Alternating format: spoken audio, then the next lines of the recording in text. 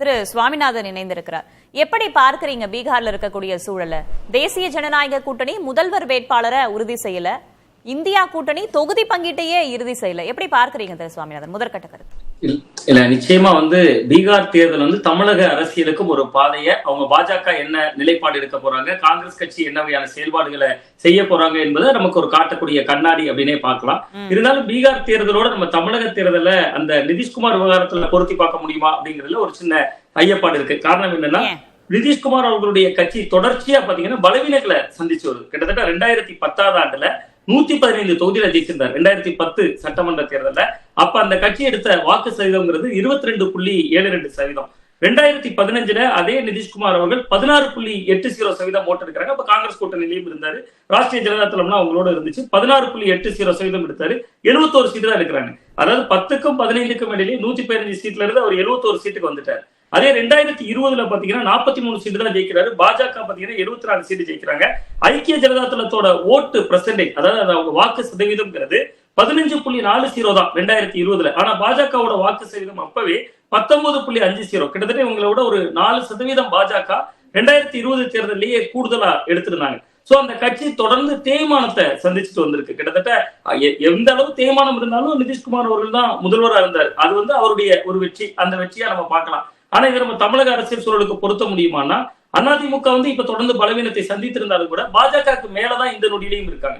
நீங்க நடந்து முடிந்த நாடாளுமன்ற தேர்தலில் பாஜக அணி ஒரு 18% எடுத்திருந்தாங்க. அதிமுக மட்டுமே ஒரு 21% எடுத்துட்டாங்கல்ல. பிரபலத்தன்மை இல்லாத வேட்பாளர்கள், பிரபலங்களை களமிறக்காம பெரிய விஷயங்கள் எதுவும் பண்ணாம ஒரு 8 தொகுதியில டெபாசிட் இழந்திருந்தாலும் கூட வாக்கு சதவீதம் அடிப்படையில பாஜகவுக்கு மேலதான் இருக்காங்க அப்படிங்கிற அடிப்படை ஒன்று. இன்னொன்று, இங்க ஒரு கூட்டணி என்று வருகிற பொழுதே சரிபாதி தொகுதிகளே நீங்க பாஜக கேட்டு பெற்றுட்டாங்க. கிட்டத்தட்ட 101 தொகுதி என்று பிரிக்கிற இடம் இருக்குல்ல, அந்த இடம் முதல்ல நிதிஷ்குமார் அவர்களுக்கு ஒரு பலவீனமான இடம். ஏன்னா நேர் பாதியை பாஜக கொடுத்துட்டாரு. இன்னொன்னு, அங்க தனிப்பெரும்பான்மை பெறதுக்கே 122 சீட்டு ஜெயிக்கணும். அவர் ரெண்டு கட்சியுமே ஒரு தனிப்பெரும்பான்மை வருவதற்கான இடத்துல கூட போட்டியே போடலாம். நீங்க பாஜகவும் 101 சீட்டு நிக்கிறாங்க, நிதிஷ்குமாரும் 101 சீட்டு நிக்கிறாங்கன்னா 122 என்பது தானே அங்க உள்ள ஒரு மேஜிக் எண், அங்க தேவையான எண். அந்த எண்ணிக்கை அவங்க போட்டியிடல. அப்ப தமிழ்நாட்டு அரசியல் சூழலோடு இதை பொருத்த முடியுமானா, எடப்பாடி பழனிசாமி அவர்கள் கடந்த சட்டமன்ற தேர்தலில் 20 சீட்டு தான் கொடுத்தாரு பாஜகவுக்கு. இந்த முறை வேண்டுமானால் அதோட கொஞ்சம் கூட கொடுக்கலாம். சோ இது இதன் மூலமா தமிழ்நாட்டுக்கு அவர்கள் செய்தி சொல்ல வரும்போது படிப்படியாக ஒரு இடத்துல கூட்டணிக்குள்ள அங்கம் வைப்பாங்க. அங்க அங்கம் வகித்து ஒரு கட்டத்துக்கு மேல் வளர்ந்து நேர்பாதி தொகுதிகளை கூட அவர்கள் வாங்குவாங்க என்பதான ஒரு பாதை. நம்ம பீகார்ல கிட்டத்தட்ட ஒரு நிதிஷ்குமார் அவர்கள் தனிப்பட்ட வகையிலே நல்ல செல்வாக்கு மிக்கவர். பெண்களுக்கு ஏராளமான திட்டங்களை தந்தவர். சைக்கிள், இலவச சைக்கிள் திட்டத்துல மாணவிகளுக்கு கொடுத்ததுல இருந்து ஆரம்பிச்சு நிறைய திட்டங்கள், அவருடைய திட்டங்கள் சொல்லலாம். மதுவிலக்கு அமல்படுத்தணும்.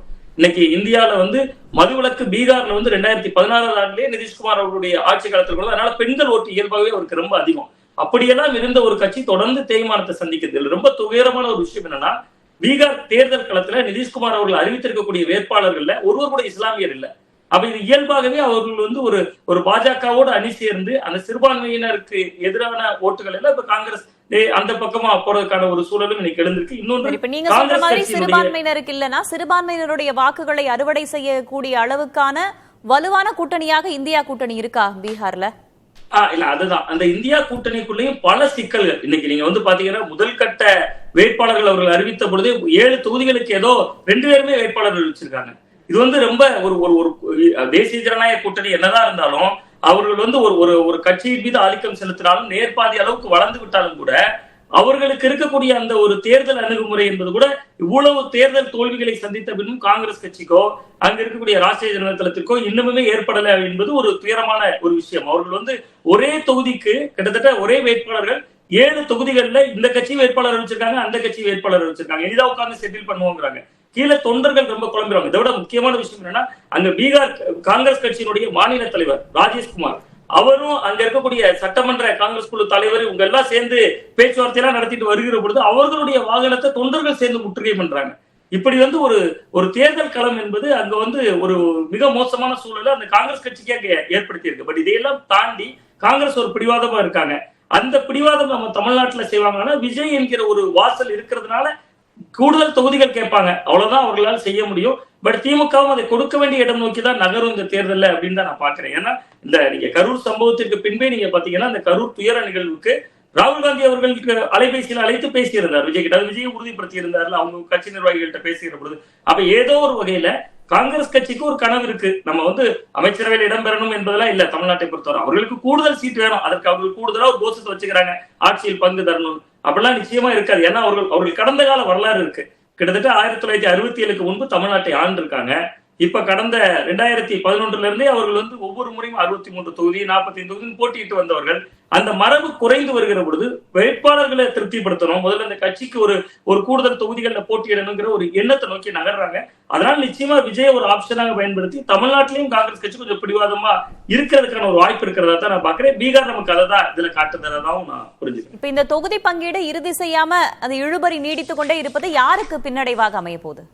இல்ல, நிச்சயமா அது வந்து ராஷ்டிரிய ஜனதா தளத்துக்கும் அவர்களுடைய கூட்டணி காங்கிரஸ் உள்ளிட்ட அங்க இருக்கக்கூடிய அனைத்து கட்சிகளுக்குமே நிச்சயமா அது பின்னடைவு தான். நீங்க பின்னடைவு எந்த அளவுக்கு அதுக்கு பின்னடைவு அப்படின்னு நீங்க பாத்தீங்கன்னா, இயல்பாகவே அங்க இருக்கக்கூடிய நிதிஷ்குமார் அவர்களை பொறுத்த வரைக்கும் எப்படின்னா, அவர் வந்து வெற்றி தோல்வியை நிர்ணயிக்கிற இடத்துல இருப்பார். இப்ப அவர் வந்து தொடர்ச்சியா அவர் இப்ப நீங்க இன்னொரு விஷயம் மிக முக்கியமான நீங்க பாத்தீங்கன்னா, கடந்த ஒரு செப்டம்பர் மாதம் நினைக்கிறேன், செப்டம்பர் மாதத்துல மட்டும் பீகாருக்கு 7,916 கோடி ரூபாய் நிதி விடுவிச்சிருந்தாங்க. ஏப்ரல் மாதத்துல மட்டும் இதே மாதிரி கிட்டத்தட்ட 13,000 கோடி ரூபாய் பீகார்ல கையாங்கிற பகுதியில பிரதமர் மோடி அவர்கள் அறிவிக்கிற போது 13,000 கோடி ரூபாய் சொல்றாங்க. இன்னொன்னு எதிர்கட்சிகள் கடுமையான ஒரு விமர்சனத்தை வச்சாங்க, நம்ம தமிழ்நாட்டுல கூட வச்சாங்க. தமிழ்நாட்டுக்கு கிள்ளி கூட கொடுக்காத மத்திய அரசு பீகாருக்கு அள்ளி கொடுக்குது அப்படின்னாங்க.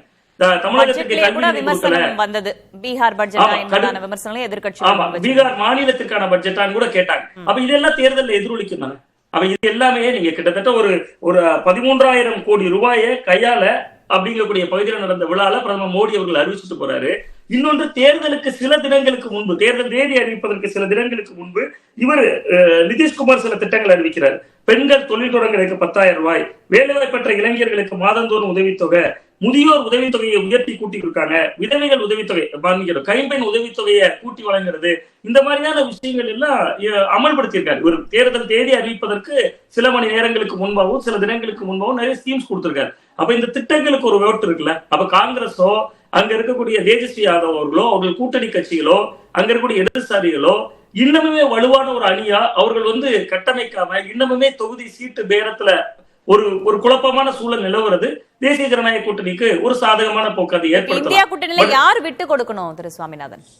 இல்ல, காங்கிரஸ் தான் விட்டு கொடுக்கணும். இப்ப நீங்க உங்களுக்கு வந்து தேஜஸ்வி யாதவ் வந்து தீவிரமாக களத்துல இருக்கிறார். இப்ப வாக்கு திருட்டுக்கு எதிராக இதே பீகாரை ஸ்தம்பிக்க வைக்கக்கூடிய அளவுக்கு ராகுல் காந்தி அங்க போய் ஒரு யாத்திரை போறாரு. தமிழகத்தினுடைய முதல்வர் மு க ஸ்டாலின் அவர்களே அதை போய் கலந்துக்கிறாரு. இந்தியாவிற்கான வழக்கறிஞரா இருக்காருன்னு மு க ஸ்டாலின் அவர்களே புகழாரம் சுட்டுறாரு. அப்ப நீங்க இப்ப பாஜகவுக்கு ஒரு இலக்கு இருக்கு, காங்கிரஸ் இல்லாத இந்தியான்னு அவங்க முன்னெடுக்கிறாங்க. அப்ப பதிலுக்கு காங்கிரஸ் என்ன செய்யணும்? நான் ஆளாவிட்டாலும் பரவாயில்ல, என்னுடைய எதிரி ஆளக்கூடாது, அதுக்கான சில அட்ஜஸ்ட்மெண்ட் பாலிடிக்ஸ் பண்ணணும் அப்படிங்கிற நிலைப்பாடை நோக்கி நகரணும்ல. இன்னமுமே தான் ஒரு வேட்டுமைத்தனமாக, தான் ஒரு பெரியத்தனமாக காங்கிரஸ் நிலைப்பாடை எடுக்கிறது பாஜகவுக்கு சாதகமா அமையறதுக்கான ஒரு வாய்ப்பு இருக்கு. அப்ப அவர்கள் களத்துல கொஞ்சம் விட்டு கொடுக்கணும். நீங்க பாத்தீங்கன்னா 7 தொகுதிகள்ல 2 பேருமே வேட்பாளர் அறிவிச்சிருக்காங்க. அப்ப கிரவுண்ட்ல அது எப்படி ரியாக்ட் ஆகும்? அந்த 7 தொகுதி ஒரு குறைந்தபட்சம் நீங்க ஒரு முன்முடிவோட தேர்தலை சந்திக்கிறாங்க பாஜக. இவங்க 101 தொகுதி தான் போட்டி, அவங்க 101 தொகுதி தான் போட்டி, 122 பேர் வேணும் ஜெயிக்கிறதுக்கு. அப்ப இயல்பாகவே இந்த கூட்டணி ஆட்சி தான், முதல்வரை விட்டுரும், இயல்பாகவே இந்த கூட்டணி ஆட்சி தான். இப்படி ஒரு குழப்பமாக காங்கிரஸும் அந்த மற்ற கட்சிகளும் அங்க இருக்கக்கூடிய தேஜஸ்வி யாதவ் அவர்களோ அவர்களோட கூட்டணியில் இருக்கக்கூடிய மார்க்சிஸ்ட் லெனினிஸ்ட் கூட ஒரு 20 தொகுதிகள் அங்க போட்டிடுறாங்க. அதுல 12 பேர் சிட்டிங் எம்எல்ஏக்களுக்கே வாய்ப்பு கொடுத்திருக்காங்க. நீங்க அந்த பாஜக நிறுத்தி இருக்கிற வேட்பாளர்களை பாருங்க. வழக்கமா என்ன செய்வாங்கன்னா, சில தொகுதிகளில் ஜெயிக்கிறது எம்பிக்களை கூட நிறுத்துவாங்க, சிட்டிங் எம்பியா இருக்கிறவங்க நிறுத்துவாங்க, மத்திய அமைச்சராக இருக்கிறவங்க நிறுத்துவாங்க. நம்ம தமிழ்நாட்டிலேயே பல தொகுதிகளில் நடந்திருக்கு. பட் அப்படி கூட அவங்க களத்துல யாரையும் விடல, புதுமுகங்களுக்கு வாய்ப்பு கொடுத்திருக்காங்க. ஒரு பாடகர் இணைந்த அன்றைக்கே வேட்பாளர் ஆகிறார். அப்ப உள்ளூர் பிரபலங்களுக்கு வேல்யூ கொடுக்குறாங்க. இந்த திட்டமிடல் வந்து இவர்கள் சேர்ந்து பேசி இவர்கள் சரியான ஒரு வேட்பாளர்களை தேர்வு செய்திருந்தா, ஏன்னா களத்தை அவர்கள் நன்றாக ராகுல் காந்தி மாற்றி இருக்கிறார். அங்க உள்ள பீகார்ல வாக்கு திருட்டுக்கு எதிரான விழிப்புணர்வா இருக்கலாம், என் ஓட்டு எங்கன்னு கேட்டு அந்த பீகார் மாநிலம் முழுவதும் ஒரு சென்ற விஷயம். அது தொடர்பாக நடத்தப்பட்ட பேரணியில தமிழக முதலமைச்சர் மு க ஸ்டாலினும் பங்கேற்றானதும் நினைவு கூறத்தக்கதாக இருக்கிறது. இதுல இன்னொரு போர்ஸும் உள்ள இருக்கா அப்படின்ற ஒரு கேள்வியும் எழுகிறது.